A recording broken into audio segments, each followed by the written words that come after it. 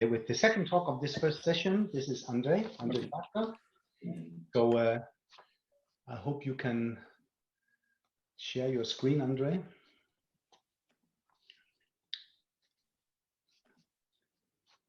I'm not allowed to share screen yet. Is that changing? Ah, there it is. Great.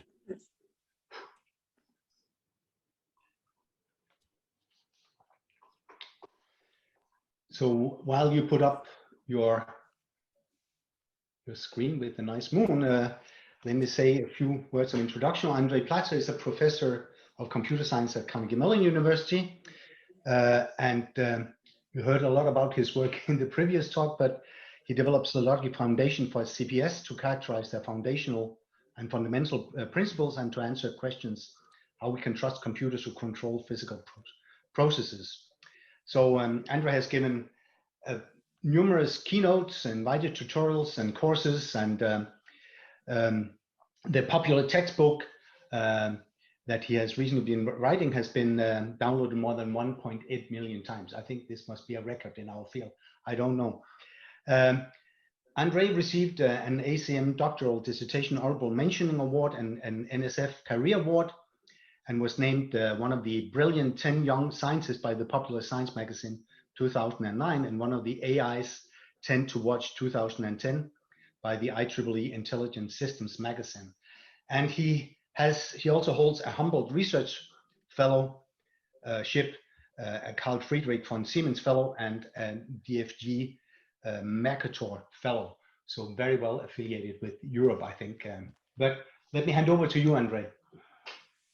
Thanks a lot, Kim, for this very nice introduction, and thanks everybody for inviting me. I mean, it's especially a privilege for me to speak after Tony Hoare just yesterday evening, the last session, called out the exciting challenge of getting cyber-physical systems and hybrid systems right, and to get them to do what you want them to do. And I'm thrilled to have a chance to talk about that. However, I think I also want to add that there is a second dimension to this, beyond the significance of the challenge of cyber-physical systems, which is all the elegance and beauty that you can get if you do it exactly right, where all the things fit together really nicely and you have a very elegant language. I'm afraid I will not have a full amount of time to devote into all the technical details, but I will hopefully have an opportunity to give you a good overview of the solution that I'm proposing on the logical path to autonomous cyber-physical systems. That's the challenge that Nigel already pointed out so eloquently, that cyber-physical systems better ought to be safe. For instance, for a moving car, of course, you really have certain regions around your car that you would have to pay attention to. And if you look at those challenges, you can look at them from basically two very dual perspectives. You can look at them from the cyber-physical systems analysis perspective, where it's wise to have a simple control mechanism so that you can state properties about it. But the great thing is that you can actually deal with differential equations describing, for instance, the motion of the car down the road. But the flip side is that you have extremely strong predictions if you do formal proofs of correctness about those cyber-physical systems models. And you're probably working with non-deterministic decisions in your systems because, first of all, they give you the strongest guarantees. Anything ever acts in any arbitrary way is going to be safe. And second of all, they also simplify your models because they get them down to the bare bone essentials. You can also look at the self-driving car challenge, for instance, from an artificial intelligence and learning perspective, where you have the benefits that you're dealing with highly flexible responses. Even if you didn't program it in, the expectation is that systems often react in very good ways on their own without thinking about it ahead of time. Of course, it comes with the typical advantage that these can be worked out with having no model, which is an asterisk. I'll get to that. But it also has difficulties such as being extremely hard to predict. It's hard to predict what an AI will do in any given new circumstance, even though they're reacting in their flexible ways.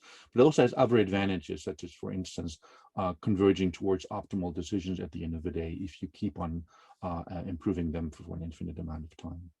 So the question is, in a certain sense, how can you get the best of both worlds? How can you get the wonderful safety guarantees from a cyber-physical systems analysis perspective, but all of this eloquent flexibility from an AI perspective? The way we approach this question is by starting with an autonomous cyber-physical system developing a model for it, which is describing the differential equations of motion. Think of a self-driving car, the decisions such as acceleration and braking or steering that a car might reach. And then in our theory improver Chimera X, do a proof of safety for the cyber-physics systems model that says once and for all behaviors of this particular CPS model are provably safe. For instance, you don't collide with other cars, or maybe you'll ultimately reach the destination or properties like this. But then we don't even stop there, but we take it a step further and say, this is a wonderful guarantee about the model of the system. Can't we translate this to monitor for the compliance of the real car? And we do that again by proof technology, ModelPlex, I'll get to that as well. Then end up with a monitor that guarantees compliance of the system, which we transfer back to the actual autonomous cyber-physical system, which then has the opportunity to act with the real world and observe what is going on in order to improve it. That's the technology stack that I'll now have to show you, which sadly means there's a whole bunch of boxes I'll have to briefly open up. First of all, the usual promise that everything works without a model is just not quite right, because when you think about it, even if you have an extremely continuous system, if you're trying to predict what it's going to do by observations and speculate on the existence of a numerical real Turing machine that can tell apart a safe from an unsafe operation of the system, then whatever it is trying to do to evaluate the system at any points, even if it's looking at the derivatives and the second derivatives and all kinds of higher information about it, is still going to have to lie to us, because there is an indistinguishable path that looks exactly the same way at all the points that were sampled, but one of them is safe and the other one is unsafe. More technically, the image computation problem for continuous systems is numerically undecidable, even if you give yourself very strong requirements, such as working with an arbitrarily effective continuous flow. Even if you're tolerating arbitrarily large errors in your decision, there are still ways that this can be broken. Even if you do this in an extremely strong Blomship-Smale computing model of real Turing machines, you just can't solve this challenge. In other words, the promise of working literally without a model is just never quite right. But we're also not working without a model. We're working with a model, and start with models that have proofs. And they end up the story by a concept that I've called differential dynamic logic, which is a way of saying that all behaviors of my favorite robot are such that my favorite safety property, but it is true. For instance, the position of the Wall-E robot is not the obstacle position, which means no matter where the Wall-E robot goes to, it will be true that the position is not in a collision state. And then, of course, you need to manifest this in a bit more detail with a hybrid programming language, which is describing the motion of a Wall-E robot. And then the formula says that all runs of a Wall-E robot that does perform a mix of discrete computation and a mix of differential equations of continuous computation repeatedly will make the system always safe. That property can be phrased in a rigorously formal way in differential dynamic logic, but it sadly isn't true unless you augment it with initial conditions, for instance. But logic is very good at dealing with assumptions. For instance, I guess you should start in a collision-free state and your brakes had better work. And maybe your distance to the other obstacle should also be good enough that you can still brake on time and stuff like that. But at some moment, you will end up with a question that is actually that actually has a true answer. So yes, all behavior of the system is right, at which moment we move on to verifying those in logic and in very eloquent compositional ways by axioms that are basically equations of truth to describe, for instance, that all behavior of a system that has a choice between alpha and beta is safe if and only if all the alpha behavior is safe, and independently all the beta behavior is safe. In a similar way, you keep on decomposing all the other operators of the logic to prove properties, and inherit completeness guarantees also for differential equations, where, for instance, there's the question, if we have a complicated, crazy differential equation, for instance, with motion like such, if your green region is a safe region, how do you know that your system always stays inside this region? Certainly not by staring at the picture, because it has all kinds of interesting, funky corner cases. So you'd really need proof support for that. Fortunately, that exists as well with completeness guarantees that tell you that the differential dynamic logic calculus I've shown you with differential invariants, differential cuts, and differential goals axioms, is a sound and complete axiomatization of algebraic invariants of algebraic differential equations.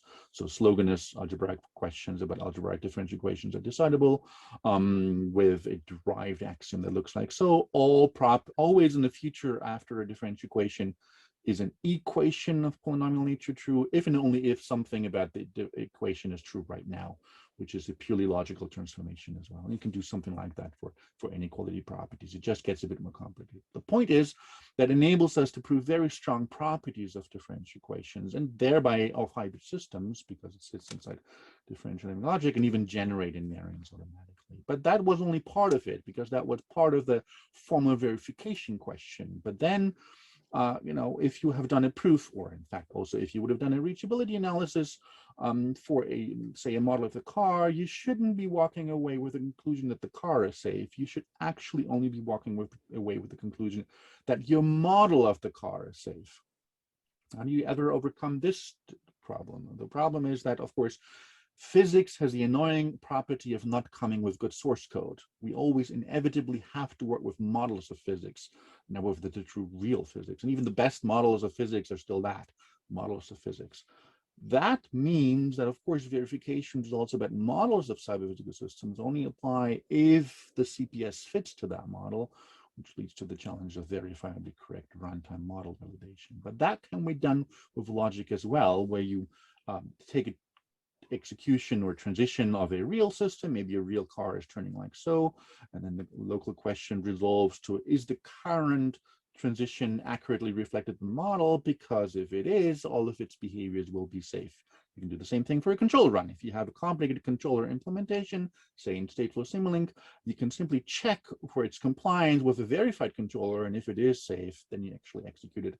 If not, you veto it and do something else, which gives you a principle of translating verification results about models to cyber-physical systems when validating model compliance, where that compliance with the model is characterizable in differential image logic, and that compliance formula can simply be transformed by a proof into monitor, ultimately also into monitor code, which gives you correct by construction, provably correct model validation principle also at runtime, and is kind of sort of to be thought of as a drag and drop principle for proofs.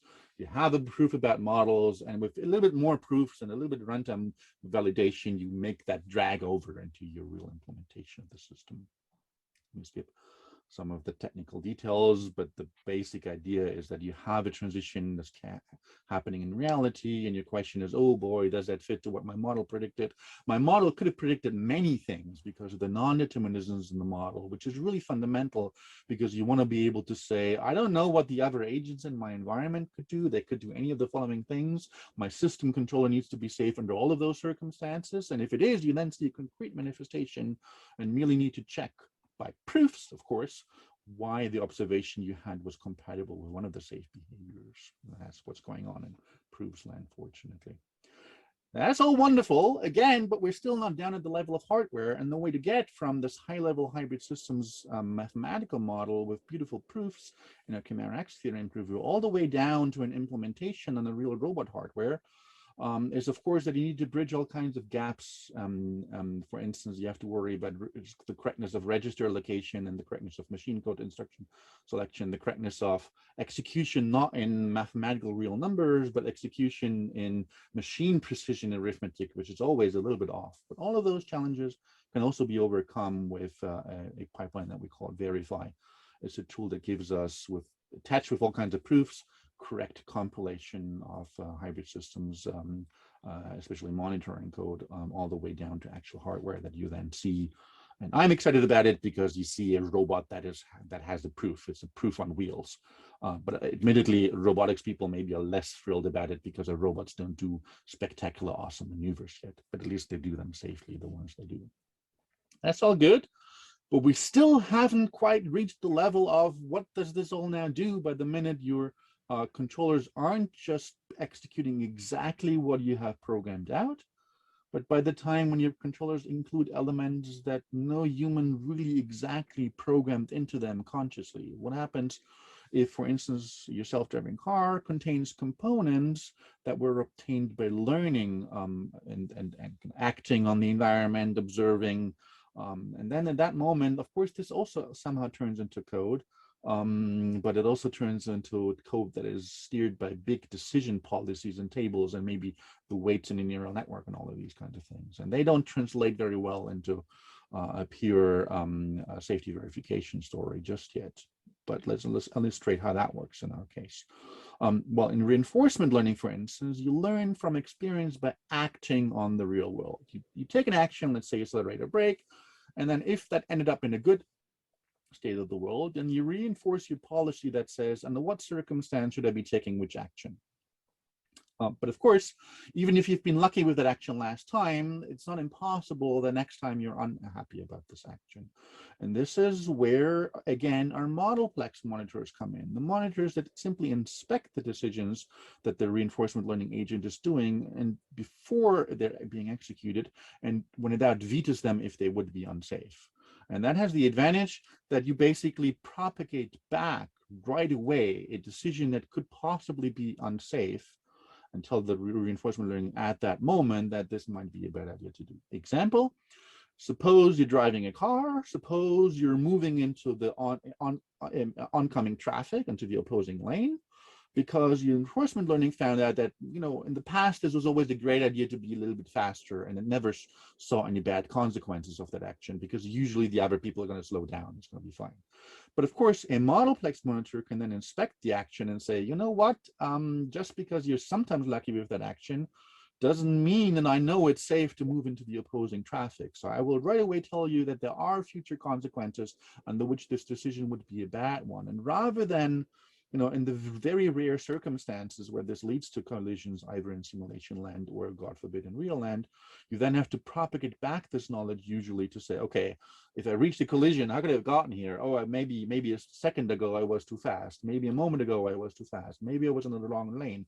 But the original decision came from a little while ago, actually. And so the benefit of infusing the learning agent right away with a provably safe ModelPlex monitor is, of course, that you don't even have to wait that long. That gives you the benefits that I talked about from both sides. Differential dynamic logic benefits from the reinforcement learning abilities of doing optimization. All of a sudden, in differential dynamic logic, you no longer really need to worry about what is the optimal decision. You can happily focus on what are the safe decisions, because reinforcement learning is going to figure out among those decisions which is the more optimal and the better one to do.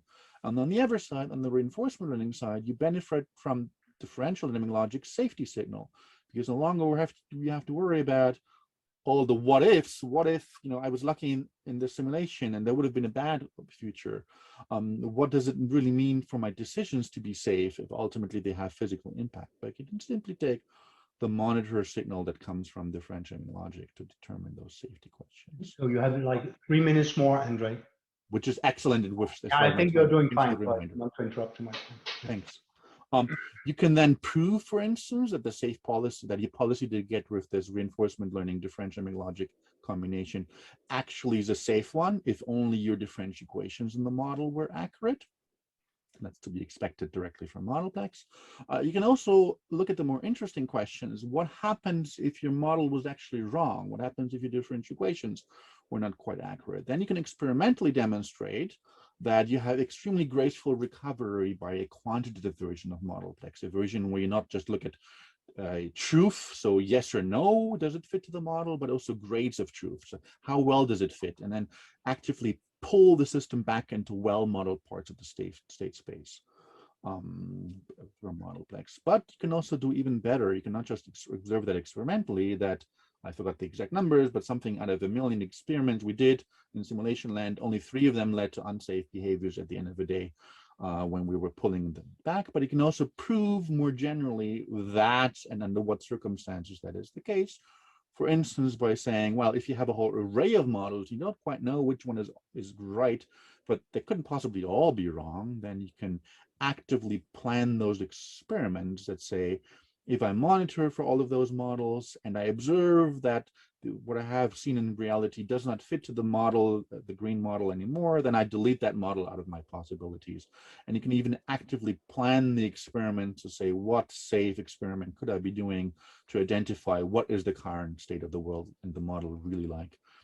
To say that under, of course, technical assumptions that are not unreasonable, your set of plausible models converges almost surely to the true model, which gives you nice guarantees along those lines as well. Now, these kinds of things don't just stay in theory and tools land, but we've also done interesting applications. For instance, the FAA asked us to verify the airborne collision avoidance system, ACAS-X, which upshot is we have proofs that say that 97.7% of the half a trillion regions of the system actually are provably safe or cannot be improved upon. But the worst news is that the remaining 15 billion counterexamples, for instance, some flight maneuvers where the ACAS-X system that we looked at, which has since been improved, I want to mention, directs the aircraft to a collision, which simply wouldn't have happened had the system kept quiet. And that's the kind of help that you, of course, don't really want. Of course, none of this would have been possible without the support of my students and postdocs in my group and the funding agency supporting this. Let me summarize by wrapping up that the underlying technological device that makes all of this possible is this very elegant differential naming logic, with the idea being simply that you have a modal formula that says in all futures of the model alpha is phi true, no matter where alpha goes, the formula phi is true about it.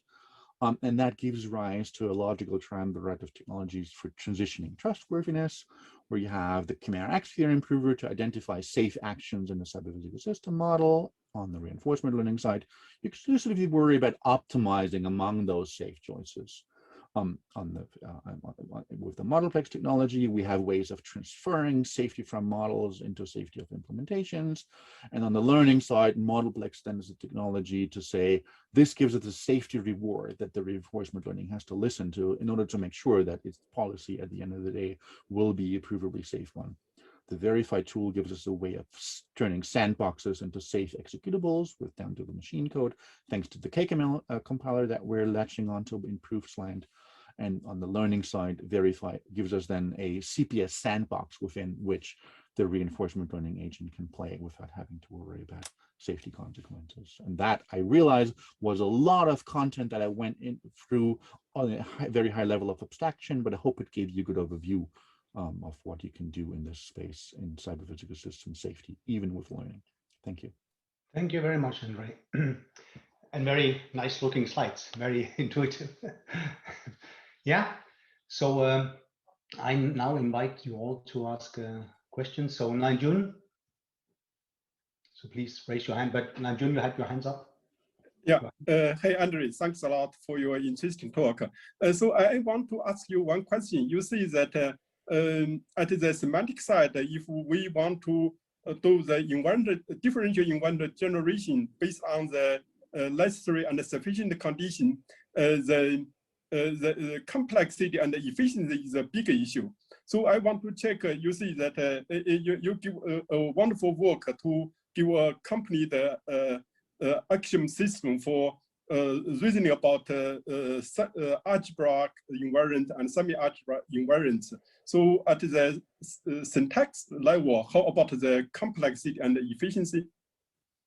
Right, good question. But this is indeed one of the things that I did not have time to focus on, which is the point that, well, we have all of this technology. We also thought about extremely carefully how much of that is really soundness critical, and that's almost nothing. In fact, that's in our theory improver Chimera X, that's about 2,000 lines of code that are only critical, and that means all of the every answer we ever get is a guaranteed correct one, because both in the positive and the negative case, do we have a proof that we simply need to read at the end of the day, and that makes it possible that outside in our Pegasus tool that you of course know about and I didn't have time to talk about, it's an invariant generator that that can now generate invariants for differential equations as automatically as we can make it work.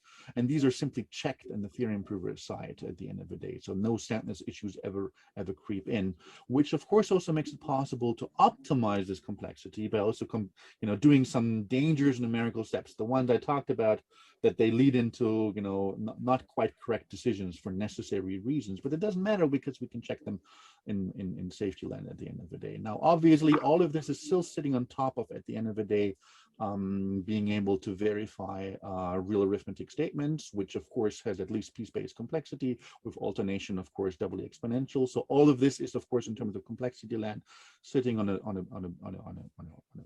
unfortunate answers. That's right, but on the other hand, think about it this way, right? What this is doing is reducing the questions of the safety of dynamical systems just to a little bit of logic and some arithmetic. And that sounds like a pretty strong reduction regardless, even if at the end of the day, some of the complexity might end up being doubly exponential and so on. Still a big win. Thank you. Okay, thank you. Maybe I do have some questions also. I'll take the, I don't see any other alternative hands, so let me ask them. So, so I would say this ModelPlex, to have this safe model, this is something you expressed and proved using Chimera, and you're sort of monitoring that. So now in this Ego tool of ours, we are actually, we don't have a model of this safe control strategy. We actually synthesize it. Mm-hmm. And once we've synthesized this most permissive guaranteed safe controller, then we use that to shield the reinforcement learning, pretty much what you're talking about here. So my question is really, if you go back to your first slides where you had this differential dynamic logic, maybe you could go back just to help me remind. You had this thing with the robot inside the box brackets there, right? Yeah, simply like that. So here you have your differential dynamic logic, pretty much like propositional dynamic logic of Dexter-Cosen, right? It's just that now you have all kinds of interesting hybrid stuff. In very important ways, of course, right? Absolutely. Yes, of course. This is von Pratt's dynamic logic. But but that's with important primes, I want to add, right? There are many interesting hybrid stuff. But there could also be actions. You could also have a game sitting there. So there could be actions, discrete actions that you want to synthesize, and then it's not a model checking question or a question about checking the truthness of this formula, but find a strategy of these actions that would make this true. Was that something you think is possible? Because I'm also amazed that you have decidability of this very expressive logic. Decidability. So maybe there could be space for this more, I would say, this extra, certainly more complex question about synthesis. Yeah. Let me take your questions in order. Very good questions indeed. So differential dynamic logic, I talked about a lot of things. I explicitly focused exclusively on the base case of differential dynamic logic, which is all about hybrid systems. But you're right, we actually have extensions for differential game logic, which precisely adds adversarial components to this, where you have players that are competing on a hybrid system, basically. Think of, we call them angel player and demon player because I like the name so much. But in that case, you have this competition of agents, which is very important as well. And that directly is our technical vehicle with which we can also extend exactly the things I've told you about now to do, especially because we also do this in a constructive setting then, to have a very well-defined way of synthesizing the strategies at the end of the day. And then we have basically a hybrid systems version of the Carey-Howard isomorphism to say that the winning strategies for hybrid games in constructive differential game logic are in direct correspondence to effective hybrid systems strategies that can directly run and win the games. And with that, then our underlying technology, which we call Verify 2.0, look at some of the work of one of my PhD students, Brendan Borer, for that, which is following in spirit exactly what I presented, go from high-level verified models all the way down to actual executables, but do this also on the code level and on the algorithms level, and not be that limited to the monitoring level and so on, which is very exciting work, but I'm afraid it might take me more than half an hour to go. No, but it was good to know that you have a game extension of this. So yes. Thank you. I think in the interest of time, I think let's thank again Andre for a very nice the formative presentation.